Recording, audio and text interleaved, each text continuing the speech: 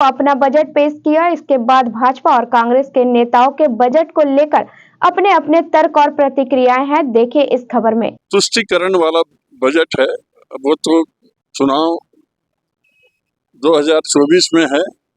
उसी मुद्दे को लेकर उन्होंने वही महिलाओं की बात, युवाओं की बात कहा है जरूर, लेकिन तथ्य कहीं पर भी नहीं है।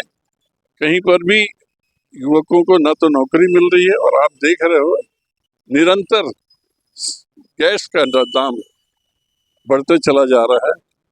और ये तमाम बातें जो देख रहे हो आप, उससे बड़ा स्पष्ट झलकता है कि इनकी सोच और इनकी करने में फर्क है। केंद्र सरकार का जो बजट इस बार आया है, पूरे आज़ादी के बाद का सबसे घटिया बजट है।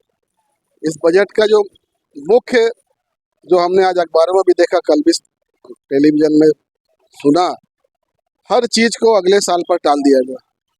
नरेंद्र मोदी की सरकार ने इस बजट में जनोन्मुखी कोई भी अच्छे ढंग का बजट पेश नहीं किया। खास तौर से टैक्स पेयर, जो एक बहुत बड़ा वर्ग है जो टैक्स पेड कर रहा है, उनके स्लैब में कोई वृद्धि नहीं करके बहुत बड़ा क्षति पहुंचा। क्योंकि टैक्स पेयर पूरे ईमानदारी से टैक्स प्रदान करते हैं, चाहे वो केंद्र सरकार के हों, चाहे राज्य सरकार के, चाहे अन्य लोग। उन लोगों के हितों के बारे में उन्होंने बिल्कुल नहीं सोचा।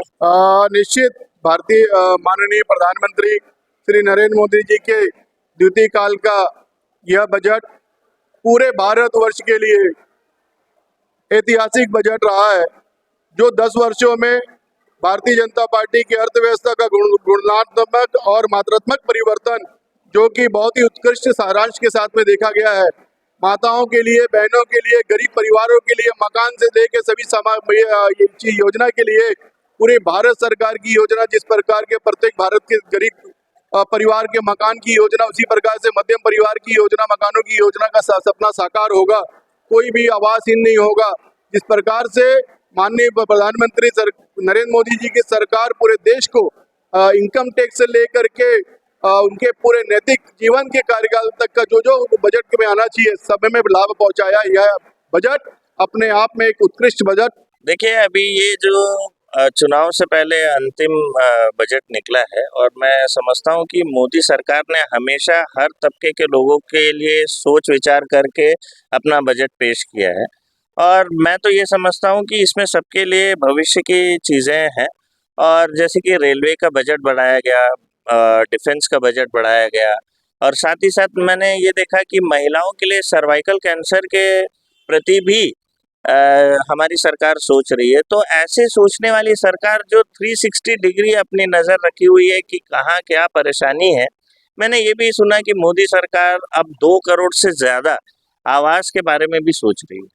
तो ऐसी अच्छी सोच किसी और सरकार में ना मैंने कभी देखी थी। और मैं अपने बारे में ही नहीं बोलूँगा, आप किसी भी जन से पूछ सकते हैं, जो आम जन है, जो जॉब ओरिएंटेड हो या बिजनेस ओरिएंटेड हो, इन सब के लिए कुछ ना कुछ खास रहा है।